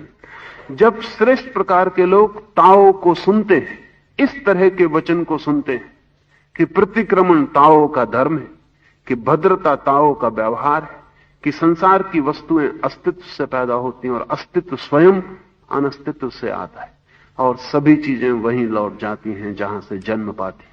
जब इस तरह के सत्य को सर्वश्रेष्ठ प्रकार के लोग सुनते हैं, तब वे उसके अनुसार जीने की अथक चेष्टा करते हैं। जब भी कोई चेतनावान व्यक्ति को ऐसे सत्य चोट करते हैं उसके हृदय में, तो वे इन्हें सुनता ही नहीं, वो इन्हें जीने के प्रयास में लग जाता है। श्रेष्ठता इसी से निर्धारित होती है कि सुन के क्या वो अथक चेष्टा में लग जाता है कि इन सत्यों को जिए भी। क्योंकि जो सत्य जीने का आकर्षण न दे, उसे आप कितना ही सत्य कहें, आपने सत्य माना नहीं। जिस सत्य के अनुसार चलने की आकांक्षा पैदा ना हो, अभीप्सा पैदा ना हो, और जिस सत्य को जीवन में वास्तविक करने का स्वप्न ना जगे, आप कितना ही कहें कि यह सत्य है, आप उसे सत्य मानते नहीं। क्योंकि सत्य को सत्य की तरह मानने का अर्थ ही यह है कि उसी क्षण आपका जीवन उसके पीछे चलना शुरू हो जाएगा। अगर आप कहते हैं कि नहीं ये सत्य है और चलते आप वैसे ही जाते हैं जैसा इस सत्य को जानने के पहले चलते थे, तो आप सिर्फ धोखा दे रहे हैं, आप बेईमान हैं। आप ये भी सत्य नहीं कहना चाहते कि आपको ये बात सत्य नहीं मालूम पड़ती। वो आदमी ज्यादा धार्मिक है जो जिस तरह जीता है कहता है यही सत्य है। वो आदमी ज्यादा अधार्मिक है जो जीता एक तरह है और सत्य कुछ और बताता है और कहता है कि सत्य तो वही है, लेकिन मैं अभी उस पर चल नहीं पाता। जो सत्य मालूम होगा उस पर चलना ही होगा, चलना अनिवार्यता है। ये कैसे हो सकता है कि मुझे दिखाई पड़ता हो कि दरवाजा यहां है और फिर भी मैं दीवार से निकलने की कोशिश करता रहूं और कहता रहूं कि जानता हूं दरवाजा तो वहां है, लेकिन क्या करूं, मैं यहीं से निकलना चाहता हूं। जैसे ही मुझे दिखाई पड़ गया कि ये दीवार है, निकलने का प्रयास बंद हो जाए और जैसे ही मुझे दिखाई पड़ गया कि वो दरवाजा है, मेरे पैर उस तरफ उठने शुरू हो जाएंगे। आपके पैरों का उठना ही दरवाजे की तरफ बताएगा कि आपको दरवाजा दिखाई पड़ा है, और कोई प्रमाण नहीं। तो लाओ से कहता है, जब सर्वश्रेष्ठ प्रकार के लोग ताओ को सुनते हैं, तब वे उसके अनुसार जीने की अथक चेष्टा करते हैं। अथक, क्योंकि हम में से बहुत से चेष्टा भी करते हैं, लेकिन बड़े जल्दी थक जाते हैं, करते भी नहीं, 2 कदम भी नहीं चलते। वो कहते हैं कि लंबी यात्रा है, वो अपने दीवार से ही निकलना ठीक है, पास है। लेकिन कितने ही दूर हो दरवाजा, दरवाजे से ही निकला जा सकता है, और दीवार कितने ही पास हो तो भी उससे निकला नहीं जा सकता। और अगर आप निकल सकते होते तो कभी के निकल गए होते। पूरा जीवन आप उसी दीवार से निकलने की कोशिश करते रहे, फिर वही कोशिश करते हैं, फिर भूल जाते हैं कि यहां से निकलने का उपाय नहीं है, फिर टकराते हैं, सिर में चोट लगती है, और जब स्वस्थ हो जाते हैं तो फिर उसी दीवार से निकलने की कोशिश करते हैं। स्वास्थ्य का उपाय इसलिए करते हैं ताकि और ताकत से उसी दीवार से निकलने की कोशिश करें। दरवाजा कितना ही दूर हो, दरवाजा ही दरवाजा है। दीवार कितनी ही पास हो तो भी दीवार है। अथक चेष्टा का अर्थ यह है कि बहुत बार शरीर कहेगा थकान आती, बहुत बार मन कहेगा कहां की उलझन में पड़े हो। वहीं ठीक थे, कुछ चलना फिरना तो नहीं पड़ता था, दीवार पास थी, उससे टकराते रहते थे, और आशा थी कभी न कभी निकल जाएंगे। लौट चलो, मन बहुत बार कहेगा सत्य से वापस लौट चलो, क्योंकि असत्य सुगम मालूम पड़ता है। सुगम है नहीं, सिर्फ आदत के कारण सुगम मालूम पड़ता है, पुरानी आदत के कारण। एडिक्शन है, उसमें उलझे हैं, और इतने आदी हो गए हैं कि पता है इससे निकल नहीं सकते। कल भी क्रोध किया था आपने, परसों भी क्रोध किया था, आज भी क्रोध किया है, और क्रोध कर करके देख लिया कि क्रोध से कोई निकलने का उपाय नहीं, कहीं जाना नहीं होता, फिर वापस वहीं खड़े हो जाते, फिर भी कल क्रोध करेंगे। और कितनी बार तय कर लिया कि क्रोध व्यर्थ है, फिर भी क्रोध करेंगे। क्रोध की आदत हो गई, वो सुगम मालूम पड़ता है, पता ही नहीं चलता कब आ जाता है, उसे लाने के लिए चेष्टा नहीं करनी पड़ती, इसलिए सुगम मालूम पड़ता है। शांत होने के लिए चेष्टा करनी पड़ती, इसलिए दुर्गम मालूम पड़ता है। जीवन की साधना इतनी दुर्गम मालूम पड़ती है कि हमने नाम तक, आपने सुना, हमने काली के भक्तों ने काली को एक नाम दे रखा है, दुर्गा। दुर्गा का मतलब दुर्गम, जिसको पाया नहीं जा सकता, फिर भी पूजे जा रहे हैं और दुर्गा कहे जा रहे हैं कि आशा नहीं है कि मिलना हो सके। निश्चित ही दुर्गम है, लेकिन दुर्गम सत्य नहीं है। हमारी आदतें गलत के लिए सुगम हो गई हैं। सत्य भी अथक चेष्टा करने से इतना ही सुगम हो जाएगा, इससे भी ज्यादा सुगम हो जाएगा। एक बार शांत होने की कला आ जाए तो क्रोध दुर्गम मालूम पड़ेगा। क्रोध बहुत मुश्किल हो जाएगा। बुद्ध से कहो कि थोड़ा क्रोध करो, तो अगर बुद्ध क्रोध करें तो बड़ा ही कष्टपूर्ण होगा। इतनी मुसीबत होगी जितनी मुसीबत आपको शांत होने में होने वाली नहीं है, क्योंकि शांत होना तो आनंदपूर्ण है, क्रोध करना दुखपूर्ण है। जब आपको आनंद की तरफ जाना कष्टपूर्ण मालूम पड़ता है तो थोड़ा सोचें, बुद्ध को दुख की तरफ आना कितना कष्टपूर्ण मालूम पड़ेगा। आपके सामने अमृत रखा है और आप कहते हैं पीना बहुत मुश्किल, और बुद्ध के सामने आप जहर रख रहे हैं कि इसको पियो। तो हम समझ सकते हैं कि जो व्यक्ति एक बार शांति के आनंद के रस को ले लेगा, उसके लिए क्रोध और कठोरता बहुत दुर्गम हो जाएंगे, असंभव कहना चाहिए। आपके लिए सुगम मालूम पड़ती हैं क्योंकि एक आदत है, लंबी आदत है, और आप करीब करीब यांत्रिक मशीन की तरह किए चले जाते। जब सर्वश्रेष्ठ प्रकार के लोग ताओ को सुनते हैं, सत्य को सुनते हैं, तब वे उसके अनुसार जीने की अथक चेष्टा करते हैं। आपके भीतर सर्वश्रेष्ठ का जन्म भी तभी होगा जब सत्य को जीने की अथक चेष्टा करें। मिट जाएं, टूट जाएं, लेकिन वापस न लौटें। जो ठीक दिखाई पड़ रहा है उसका अनुगमन करें। हां, दिखाई ही न पड़ रहा हो तब बात अलग, लेकिन दिखाई पड़े तो अनुगम करें, उसके पीछे चलें, और कितना ही मूल्य चुकाना पड़े चुकाएं, क्योंकि कोई भी मूल्य उसका मूल्य नहीं। और जिस दिन आपको उपलब्धि होगी उस दिन आप पाएंगे कि जो मैंने दिया वो कुछ भी नहीं था। मैंने सिर्फ कचरा दिया और हीरे पाए, लेकिन अभी कचरे पे मुट्ठी बंधी है और अभी कचरे में संपत्ति मालूम पड़ती, उसे छोड़ने में डर लगता है।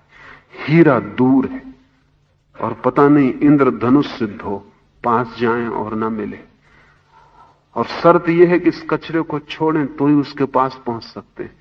तो बुद्धिमान हमारे बीच जो है वो कहते हैं हाथ की आधी रोटी दूर की पूरी रोटी से ठीक। वो बुद्धिमान जो है वो कहते हैं हाथ की आधी रोटी दूर की पूरी रोटी से ठीक। लेकिन मैं आपसे कहता हूं हाथ में आधी रोटी है ही नहीं, सिर्फ वहम है, सिर्फ ख्याल है कि कुछ है।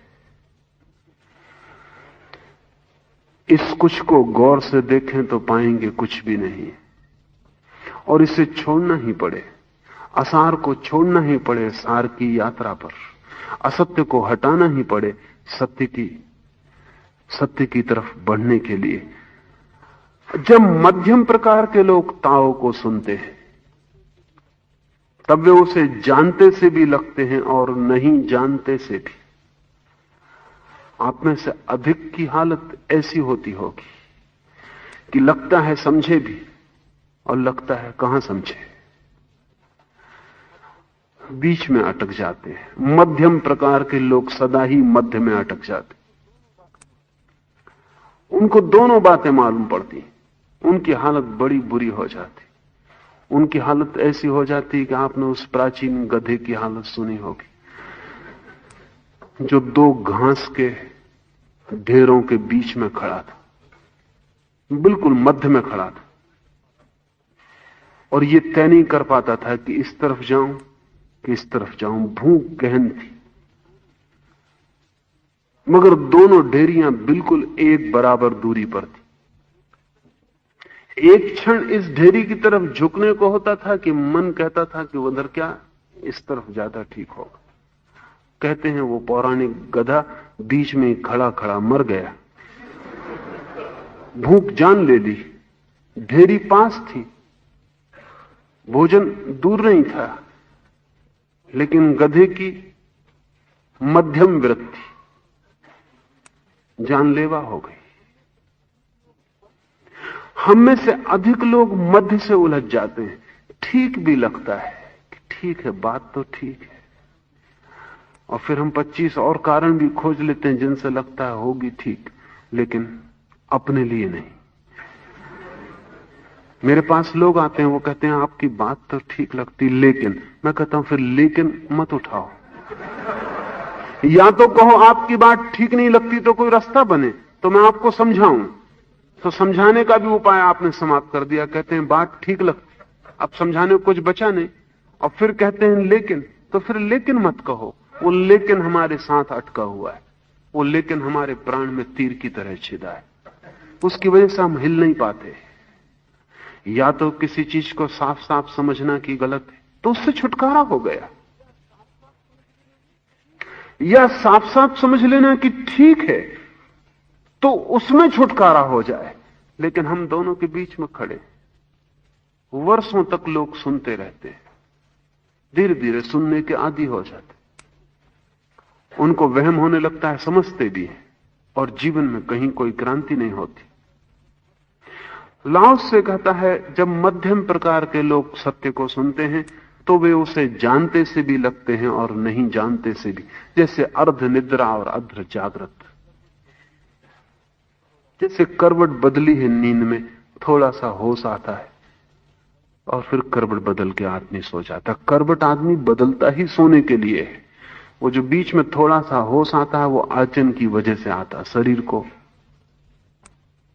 अड़चन होती करवट बदलने में, नींद थोड़ी सी टूटती लगती और फिर गहरी नींद लग जाती। और हमारे भीतर मन की संभावना है कि हम सपने में भी सपना देख सकते हैं कि हम जाग गए। आपने सबने ऐसे सपने देखे होंगे जिनमें आप सपने में देख रहे हैं कि आप जाग गए।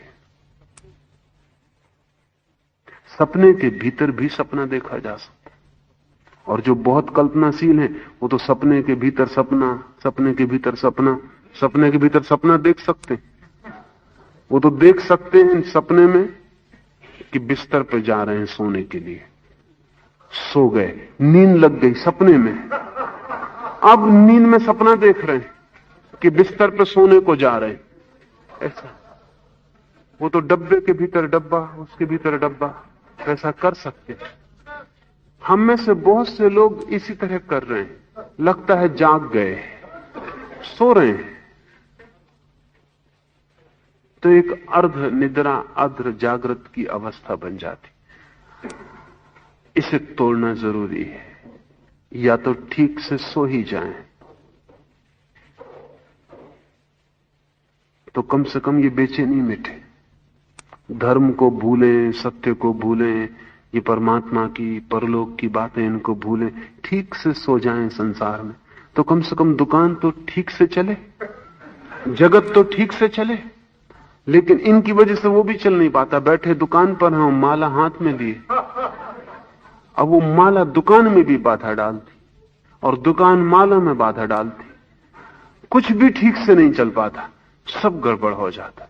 जैसे एक आदमी ने अपनी बैलगाड़ी में सब तरफ बैल बांध लिए, पूरब भी बैल जा रहा है, पश्चिम भी बैल जा रहा है, दक्षिण भी, उत्तर भी, और बैलगाड़ी मरी जा रही, उसके अस्थि पंजर ढीले हुए जा रहे हैं, क्योंकि कहीं जाना नहीं हो सकता है, एक ही यात्रा हो सकती है।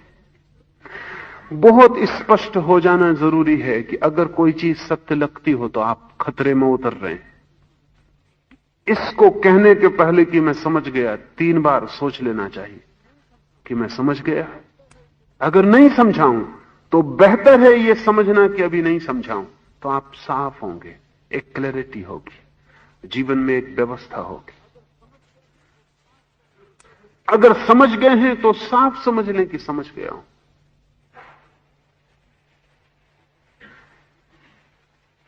तो भी जीवन में एक गति होगी, विकास होगा।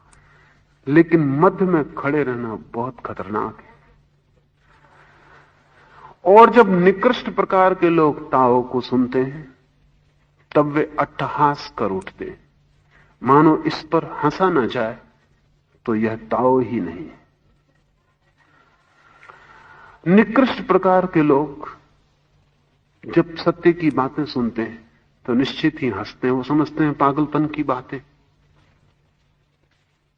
दिमाग खराब हो गया। कहीं ऐसा भी हुआ है कि हो सकता है, पर उनका हंसना भी एक सुरक्षा का उपाय है। इसे ध्यान रखना कि हम कितने कुशल हैं, कई तरह की सुरक्षाएं करते।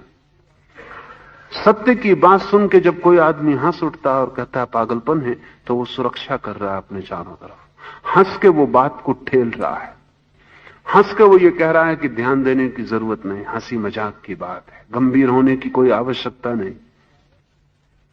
हंस के वो ये कह रहा है कि मुझसे कुछ लेना देना नहीं, हम इस रास्ते पर जाने वाले नहीं।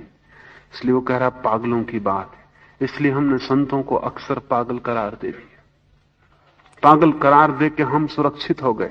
हमने अपने को मान लिया हम बुद्धिमान हैं, ये तो पागल हैं, इनकी बात में मत पड़ो। आदमी अच्छे हैं, कभी जरूरत हो तो पैर पर 2 फूल रखाओ और झंझट से दूर रहो। और ठीक हो भी सकते हैं लेकिन अपने काम के नहीं, या अभी अपना समय नहीं आया, कब आएगा जब देखेंगे। अभी तो जीवन है, जीवन का राग रंग है।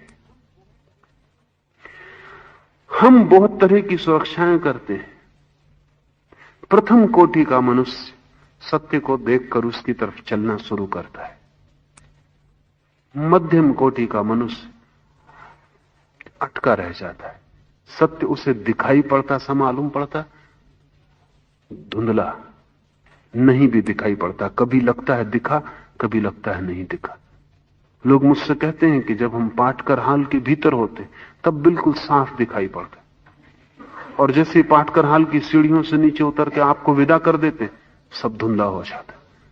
घर लौट के लगता है कि कुछ भी नहीं लगता, क्या ठीक था क्या गलत था। तीसरे कोटि के आदमी हंस के टाल देते हैं। लाओ से बहुत बढ़िया बात कहता है। वो कहता है, when the lowest type hear the Tao, they break into loud laughter. If it were not laughed at, it would not be Tao. अगर तीसरे कोटि के मनुष्य सत्य को सुन के न हंसे तो वो सत्य ही नहीं। तीसरा कोटि का मनुष्य तो उसी तरह हंसेगा सत्य को देखकर सुनकर जैसा प्रथम कोटि का मनुष्य चलता है सत्य को सुनकर उसके पीछे। अगर प्रथम कोटि का मनुष्य चले ना तो समझना वो सत्य नहीं, और अगर तृतीय कोटि का मनुष्य हंसे ना तो समझना कि वो सत्य नहीं। हंसेगा ही, क्योंकि उसका वही उपाय है। उस भांति वो झाड़ रहा है अपने को। वो कह रहा है हमसे कुछ लेना देना नहीं, ज्यादा से ज्यादा हम हंस सकते हैं, इससे ज्यादा हमसे कुछ आशा मत रखो। और हंस के वो अपने को बुद्धिमान मान रहा है। ये जरा मजे की बात है। प्रथम कोटि का मनुष्य जब सुनता है तो वो समझ लेता है कि मैं अभी तक बुद्धिमान नहीं था, इसलिए चलता है, अपने को बदलता है ताकि बुद्धिमत्ता उपलब्ध हो सके। तृतीय कोटि का मनुष्य सुन के हंसता है क्योंकि वो अपने को बुद्धिमान मानता ही है। तुम पागल हो इसलिए ऐसी बात कर रहे हो। अज्ञानी अपने को ज्ञानी मान के खड़ा रहता है, वही उसके लिए बाधा हो जाती। ज्ञानी अपना अज्ञान स्वीकार कर लेता है और यात्रा पर निकल जाता है, वही उसकी मुक्ति हो जाती। इसलिए यह प्रसिद्ध कहावत है कि जो ताओ को समझता है उसकी बुद्धि मंद मालूम पड़ती। तीसरे कोटि के मनुष्यों ने कहावतें बनाई हैं, वे ही बड़ी संख्या में, उनका ही समाज है, उनकी बड़ी ताकत है, और उनकी ताकत रोज रोज बढ़ती चली गई है। और जिस दिन लोकतंत्र पूरा होगा जगत में, उस दिन उनकी ही ताकत एकमात्र ताकत बच रहेगी। आज रूस में संत होना मुश्किल है, असंभव है, और संत भी होना हो तो कोई चोरी से ही हो सकता है, छिप के ही हो सकता है, किसी को पता भी नहीं पड़ना चाहिए, क्योंकि रूस पूरा का पूरा मुल्क तीसरे कोटि के आदमियों के हाथ में पड़ गया है। जो तृतीय कोटि का बुद्धि था, निकृष्ट बुद्धि का मनुष्य था, जिसको हम शूद्र कहते थे, उस शूद्र के हाथ में ताकत है पूरी। सारी दुनिया में उसके हाथ में ताकत बढ़ रही है, सारी दुनिया में उसके हाथ में ताकत बढ़ रही, क्योंकि उसको आंकड़े का पता चल गया। उसको अब तक पता नहीं था कि संख्या में ताकत है। अब तक सब तरह की ताकत थी, इस बार पहली दफा दुनिया में संख्या की ताकत, द पावर ऑफ नंबर्स, पहली दफा आया। वो तो एक स्कूल की क्लास में भी जो प्रथम है वो एक है, जो द्वितीय कोटि के हैं 2-4, जो तृतीय कोटि के हैं वो बड़ी संख्या में, वो 40 हैं, 50। वो तो उनको भी पता नहीं कि क्लास में भी ये नंबर 1 जिसको गोल्ड मेडल मिलता है ये अभी शोषण कर रहा है, क्योंकि वो 50 खड़े हो कह सकते हैं कि हम 50। अभी उन तीसरे कोटि के लड़कों को क्लास में पता नहीं है कि संख्या के भी ताकत है, पर उनको भी धीरे धीरे पता चलता है। वो सब जगह उपद्रव कर रहे हैं। ये जो सारी दुनिया के विश्वविद्यालयों में उपद्रव हो रहे हैं वो तीसरी कोटि के बुद्धि का लड़का कर रहा है, जो गोल्ड मेडल नहीं पा सकता, जो प्रथम नहीं आ सकता, जिसके पास कोई प्रतिभा नहीं है, वो सारे उपद्रव कर रहा है। तो वो दूसरे को प्रथम नहीं आने देगा, तो वो दूसरे को गोल्ड मेडल नहीं मिलने देगा, वो परीक्षा ही नहीं होने देगा। उसकी चेष्टा यह है कि परीक्षा के बिना ही उत्तीर्ण होना चाहिए। और अगर लोकतंत्र जीतेगा तो वो जीतने वाला है। परीक्षा की क्या जरूरत जब ज्यादा लोग चाहते हैं कि परीक्षा नहीं होनी चाहिए। तो अल्पमत को बहुमत पर अपना विचार थोपने की कौन सी सामर्थ्य है? वो बहुमत बगावत कर रहा है, वो कह रहा है बिना परीक्षा के, क्योंकि वो बिना परीक्षा के ही बहुमत उत्तीर्ण हो सकता है। परीक्षा हटनी चाहिए, क्योंकि परीक्षा से कोटियां निर्मित होती हैं और परीक्षा से ब्राह्मण निर्मित होते हैं, क्योंकि वो जो प्रथम आ जाते हैं वो ब्राह्मण हो जाते हैं, जो छूट जाते हैं वो शूद्र हो जाते हैं। रूस में संत होना असंभव हो गया है। संतत्व एक तरह की अयोग्यता है, अयोग्यता ही नहीं एक तरह का अपराध है। क्या कर रहे हो मौन में बैठकर? श्रम करो। ध्यान से क्या होगा? ध्यान विलास है, बुर्जुआ धारणा है। श्रम, कुछ पैदा करो। ऐसा खाली आंख बंद करने से क्या होगा? यह आलस्य है। समाधि में लीन भी हो गए तो क्या फायदा, जब तक समाज को फायदा ना मिले। तुम्हें अगर आनंद भी मिल गया तो वह आनंद एक स्वप्न है, उसको साकार करो समाज के लिए। फैक्ट्री चलाओ, बड़े मकान बनाओ, बड़ी यंत्र खोजो जिससे लोगों को लाभ हो। तुम्हारे लाभ का कोई सवाल नहीं है, तुम सिर्फ एक आंकड़े हो, तुम सिर्फ एक इकाई हो, और तुम्हारी इकाई रिप्लेस की जा सकती है। तुम नहीं रहोगे, दूसरा यंत्र चलाएगा। लेकिन ये ध्यान और समाधि खतरनाक है। इनसे निजता पैदा होती, इनसे व्यक्ति पैदा होता है। आप बुद्ध को रिप्लेस नहीं कर सकते, एक इंजीनियर को रिप्लेस कर सकते, एक डॉक्टर को रिप्लेस कर सकते। दूसरा डॉक्टर ऑपरेशन करेगा, तीसरा डॉक्टर ऑपरेशन करेगा, चौथा डॉक्टर ऑपरेशन करेगा, लेकिन बुद्ध को आप कैसे स्थानांतरित कर सकते हैं? दूसरे को कैसे बिठा सकते? बुद्ध की जगह खाली होगी तो खाली रहेगी, सदियों बीत जाएंगी, उस जगह बैठना मुश्किल होगा, क्योंकि निजता की गहराई इतनी आसान नहीं है भर देना। तो रूस में संतत्व एक अयोग्यता है, एक अपराध है। और अगर कम्युनिस्टों ने कभी दुनिया का इतिहास लिखा तो वो बुद्ध को, महावीर को, जीसस को अपराधी घोषित करेंगे, क्योंकि इन लोगों ने लोगों की दृष्टि समाज से मोड़ी, लोक कल्याण से मोड़ी, और इन लोगों ने लोगों को एक गलत बात सिखाई कि आंख बंद करो और अपने में डूबो, जो कि व्यर्थ है, जो कि एक तरह की निद्रा है, जो कि इस व्यक्ति की शक्ति और सामर्थ्य का उपयोग न हो पाए, इसका उपाय है। इन लोगों ने लोगों को गलत रास्ते पर लगाया। मेरे पास लोग आते हैं, वो कहते हैं आप लोगों को ध्यान करने को कहते हैं, समाधि सिखाते, और लोग भूखे मर रहे हैं, और फलानी जगह अकाल पड़ा हुआ है, और फलानी जगह आदिवासियों को शिक्षा देने की जरूरत है, वहां भेजिए।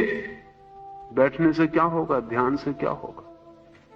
मैं उनको कहता हूं कि अगर इनके पास ध्यान नहीं है तो ये वहां जाके भी क्या करेंगे? अगर बिना ध्यान के इनको भेज दिया अकाल में सेवा करने के लिए, तो ये वहां से रुपया बना के वापस लौट आए। जो रोटी मिलनी चाहिए थी उसमें ये बीच के मध्यस्थ हो जाएगी। 4 रोटी भेज जाएंगी तो एक पहुंच जाए अकाल भूखे आदमी तक तो बहुत है, क्योंकि ये बीच के मध्यस्थ 3 रोटी इनको भी चाहिए।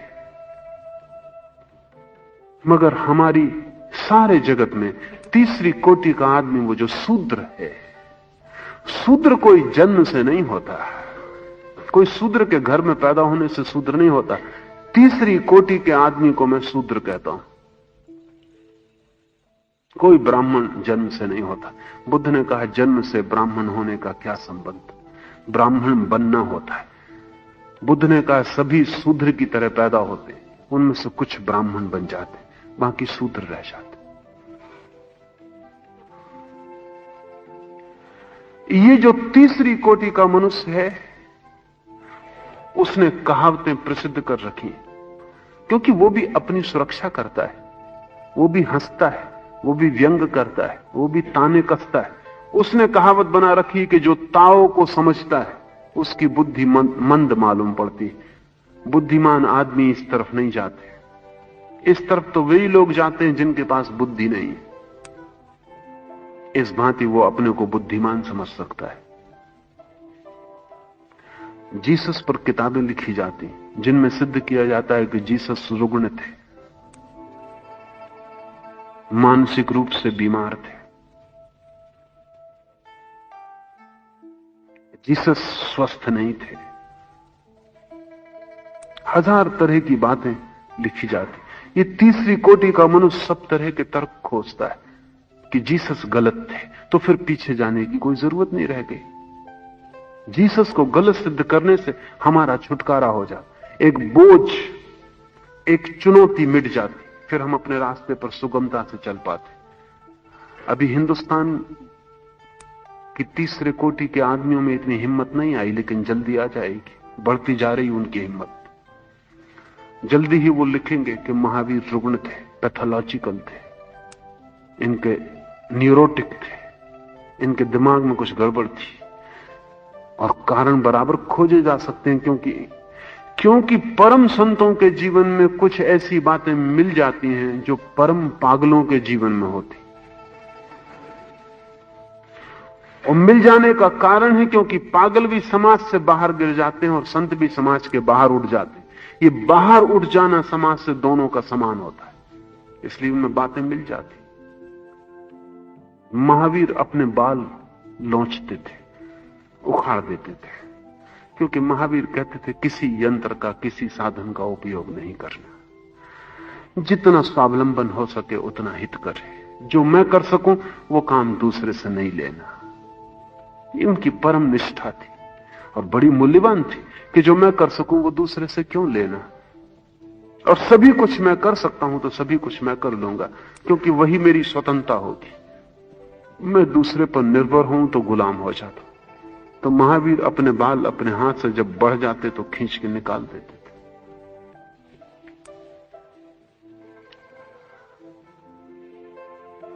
पागलों की एक वर्ग होता है जो अपने बाल नोचता है। आपको भी जब कभी क्रोध आता है या गुस्सा तो बाल नोचने का मन होता है, ख्याल किया? स्त्रियां तो अक्सर जब बहुत ज्यादा देवी रूप में आ जाती तो अपने बाल खींचने लगती। पागलपन में कुछ बाल खींचने का अर्थ मालूम पड़ता है। कारण अपने को नुकसान पहुंचाना। अपने को नुकसान पहुंचाना असल में दूसरे को नुकसान पहुंचाने का ही ढंग है, स्त्रीण ढंग है।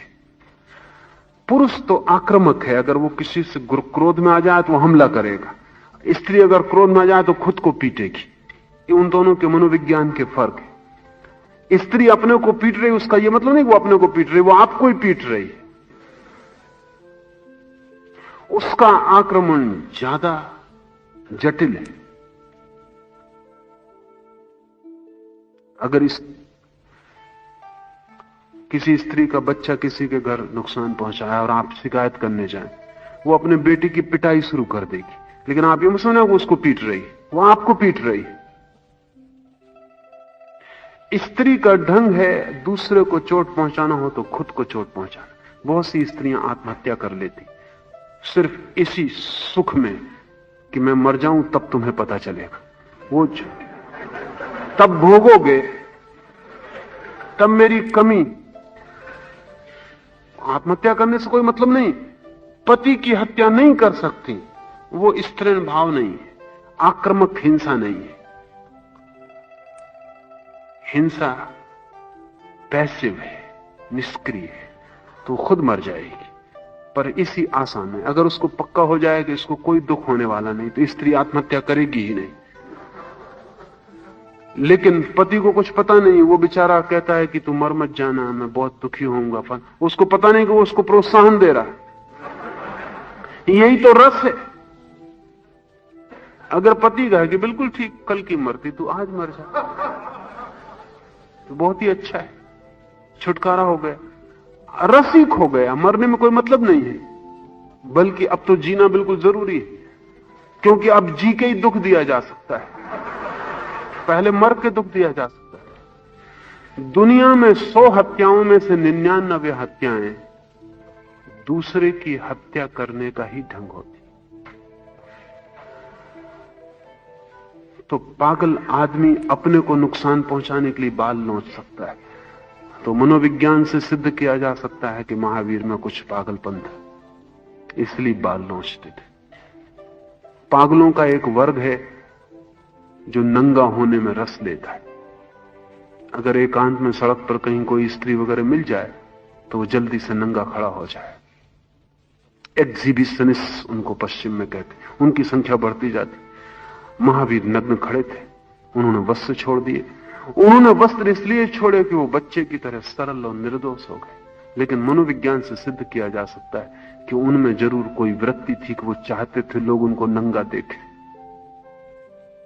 और इसको गलत करना बहुत मुश्किल होगा, क्योंकि महावीर तो कभी कभी एक होता है। ऐसे 1000 आदमी होते हैं जो दूसरे को अपने को नंगा दिखाना चाहते हैं। तो उन 1000 के सामने महावीर एक अपवाद रह जाते हैं, उनको सिद्ध करना बहुत कठिन होगा। आसान है, क्योंकि जो पागल हैं वे भी समाज के बाहर गिर जाते हैं, और जो संत हैं वे समाज के ऊपर उठ जाते हैं। दोनों समाज की सीमा के बाहर हो जाते हैं, उनमें कई चीजें समान मिल सकती।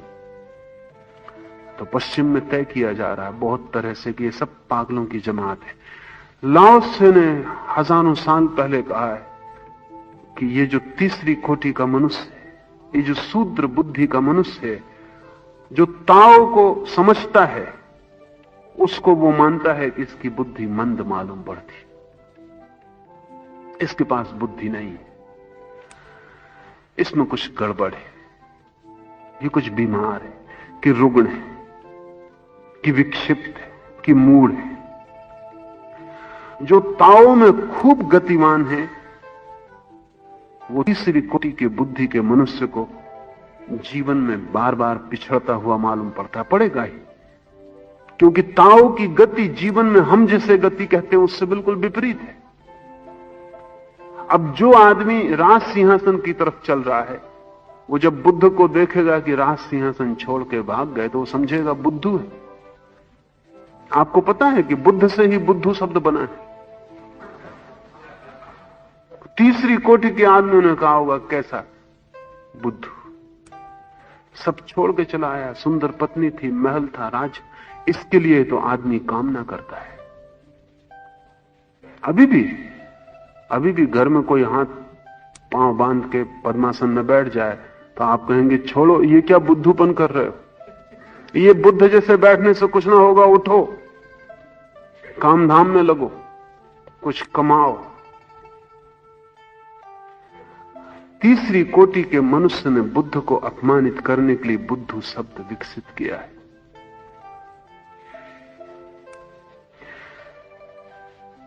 उसे तो लगेगा ही कि यह आदमी पिछड़ रहा है, सिंहासन से और बड़े सिंहासन पर जाना चाहिए था, यह सिंहासन छोड़ के भाग रहा है, या तो इसकी बुद्धि कमजोर है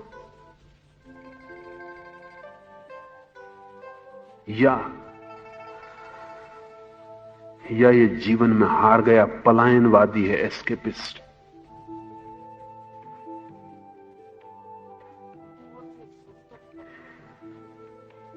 और जो समतल पथ पर चलता है, सत्य के समतल पथ पर, क्योंकि वहां कोई उतार चढ़ाव नहीं है, और जैसे जैसे सत्य की निकटता बढ़ती है वैसे वैसे पथ समतल होता जाता, वो इस तीसरी कोटि के मनुष्य को ऊपर नीचा होता हुआ दिखाई पड़ता है। इस तीसरी कोटि के मनुष्य को सभी कुछ उल्टा दिखाई पड़ेगा स्वभावतः, क्योंकि वो ताओ सत्य की तरफ जाने वाला आदमी इसके जीवन दृष्टिकोण से बिल्कुल विपरीत जा रहा है। जहां ये धन को पकड़ता है वहां वो धन को छोड़ देता है, जहां ये स्त्री के पीछे भागता है वहां वो स्त्री की तरफ मुंह कर लेता है, जहां सिंहासन के लिए जीवन देने को तैयार है वहां उसको अगर हम मारने को भी तैयार हों और कहें कि सिंहासन पे बैठो नहीं तो हत्या कर देंगे, तो भी वो सिंहासन से उतरने को तैयार है। बिल्कुल विपरीत है। साधारण आदमी बहता है नदी की धार में उल्टी तरफ अप स्ट्रीम, और ताओ की तरफ बहने वाला आदमी तैरना छोड़ देता है और नदी की धार में बहता है, डाउन स्ट्रीम।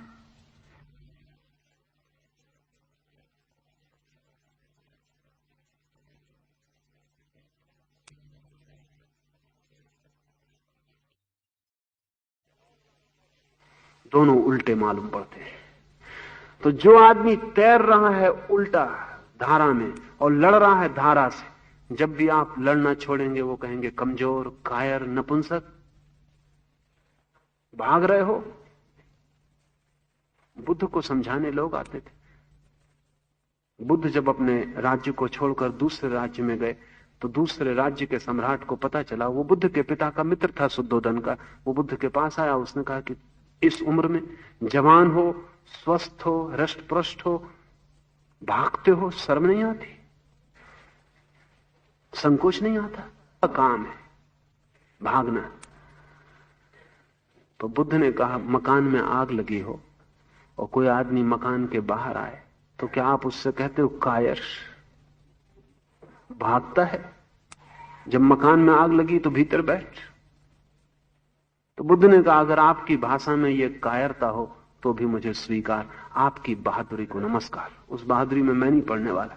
मकान में आग लगी है, मैं तो बाहर निकलूंगा। दुनिया कहे कि यह कायरपन है तो कहने दो, लेकिन जिसको आप महल कह रहे हैं वो जलता हुआ मकान है, वहां आग ही आग, लपटों के सिवाय मैंने वहां कुछ भी नहीं पाया। तो जो पलायन मालूम पड़ता है तृतीय कोटि के मनुष्य को, वो उसके लिए विजय यात्रा है, और जो हमारे लिए विजय यात्रा है वो उसके लिए आग का पथ है। ये तीन तरह के लोग हैं। ये किन्हीं और के संबंध में बात नहीं, तीनों तरह के लोग यहां मौजूद हैं। और आपका मन होगा मानने का कि आप पहले तरह के मनुष्य, लेकिन जल्दी मत करना। पहली तरह का मनुष्य बहुत मुश्किल है। बेमन से शायद आप मानने को राजी हो जाएं कि चलो दूसरे तरह के मनुष्य, लेकिन दूसरे तरह का मनुष्य भी 100 में एक आध दो होते हैं, क्योंकि दूसरे तरह के मनुष्य को बड़ी बेचैनी में जीना पड़ता है। पहली तरह का मनुष्य बेचैनी में नहीं जीता, तीसरे तरह का मनुष्य भी बेचैनी में नहीं जीता, वो आश्वस्त होते। पहला वाला आश्वस्त चलता है, तीसरा वाला आश्वस्त रूप से छोड़ देता है कि सब फिजूल है, बकवास है, इसमें पढ़ना नहीं। दोनों निश्चिंत होते। दूसरा मध्य वाला आदमी हमेशा चिंतित और बेचैन होता है। वो भी बहुत कम संख्या में होता है। तीसरे तरह का मनुष्य अधिकतम संख्या में होता है। वो कई तरह से अपने को सुरक्षित कर लेता है, दीवार बना के कई तरह के उपाय कर लेता है और कहता है ये अपने लिए नहीं है। यही तो कारण है कि बुद्ध जैसे लोग भी जमीन पे हों तो भी कितने लोग रूपांतरित होते हैं, कितने कम लोग। बुद्ध एक गांव में आते, कितने लोग सुनने जाते हैं। ऐसा एक बार हुआ कि बुद्ध एक गांव में कई बार आए और एक आदमी उन्हें सुनना चाहता था, लेकिन कभी ना कोई बहाना खोज लेता। कभी उसकी पत्नी बीमार थी, कभी लड़के को सर्दी जुकाम, कभी दुकान पे ज्यादा ग्राहक, कभी वो खुद ही अस्वस्थ, कभी थका मांदा, कभी कुछ। बुद्ध कई बार आए गए, 30 साल उसके गांव से कई बार गुजरे और हमेशा उसने कोई बहाना खोज लिया। फिर जब बुद्ध के मृत्यु का क्षण आया और खबर आई कि बुद्ध आज जीवन छोड़ते हैं, तब वो भागा हुआ पहुंचा। उसने लोगों से कहा मुझे मिलने दो। पर लोगों ने कहा कि 30 साल तेरे गांव से गुजरते थे, तू तो कभी दिखाई नहीं पड़ा। उसने कहा मुझे फुर्सत नहीं मिली। बुद्ध को फुर्सत है आपके गांव में आने की, आपको फुर्सत नहीं सुनने जाने की। और सब काम चल रहा है, सिर्फ बुद्ध को सुनने की फुर्सत नहीं। वो बहाना है, वो तरकीब है। तीसरे कोटि का आदमी कई तरह के बहाने खोजता। वो कहता अभी अपनी उम्र नहीं, ये तो वृद्धावस्था की बात है, जब बूढ़े हो जाएंगे तब धर्म को सोच लेंगे, समझ लेंगे। वो तो अंतिम है। हजार बहाने खोज लेता है कि अभी अपने को सुविधा नहीं। एक मित्र मेरे पास आए, उन्होंने कहा कि मैं आपको सुनने इसलिए नहीं आता कि अगर कहीं आपकी बात ठीक लगने लगी तो, इसलिए ना आना अच्छा। एक महिला मेरे पास आई और उसने कहा कि ध्यान तो करना चाहती हूं, लेकिन मुझ में कुछ ऐसा फर्क तो नहीं हो जाएगा कि मेरे परिवार में अड़चन होने लगे। तो मैंने कहा फर्क तो होगा ही, नहीं तो ध्यान करने की कोई जरूरत नहीं। और अड़चन भी होगी,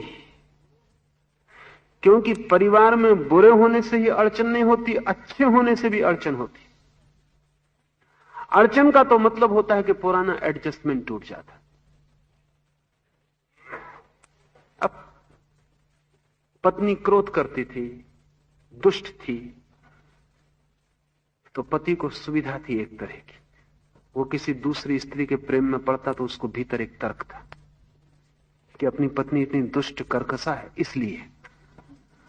इसलिए कसूर मेरा नहीं है कि मैं दूसरी स्त्री की तरफ आकर्षित होता हूं, इसका ही है। फिर पत्नी ध्यान करने लगे, शांत हो जाए, कर्कशा ना रह जाए, प्रसन्न चित्त हो जाए, कठोर ना रहे, क्रूर ना रहे, तो पति को बेचैनी शुरू होगी। अब वो दूसरी स्त्री की तरफ देखे तो अड़चन मालूम होती। इसका बदला वो इसी पत्नी से लेगा। बुरे होने से तो अड़चन होती ही है जीवन में, अच्छे होने से और भी ज्यादा अड़चन होती।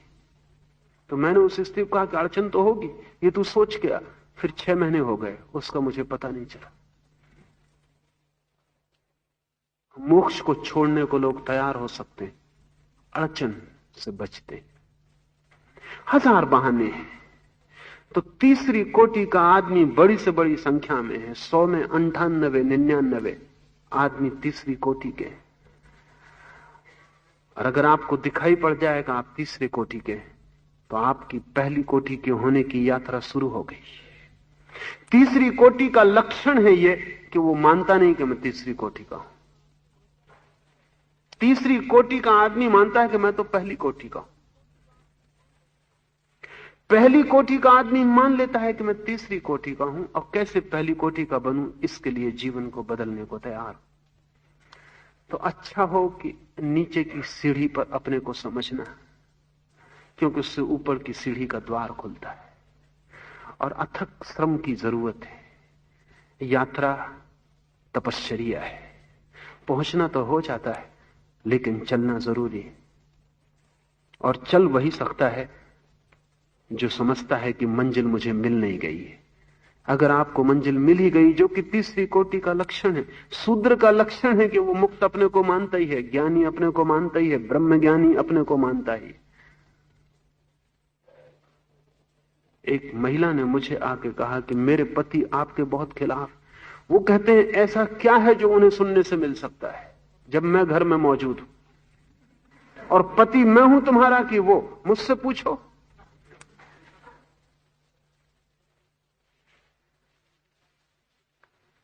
उस महिला ने मुझे कहा कि इसके पहले मैं उनसे कुछ पूछ भी सकती थी, अब वो भी मन नहीं रहा कि यह आदमी किस तरह का आदमी। पर तृतीय कोटि के आदमी का यह लक्षण कि वो उपलब्ध है, इसलिए कुछ करने को नहीं, कहीं जाने को नहीं। वो जो है परम साकार प्रतिमा है परमात्मा की, अब कुछ और करने को नहीं रह गया।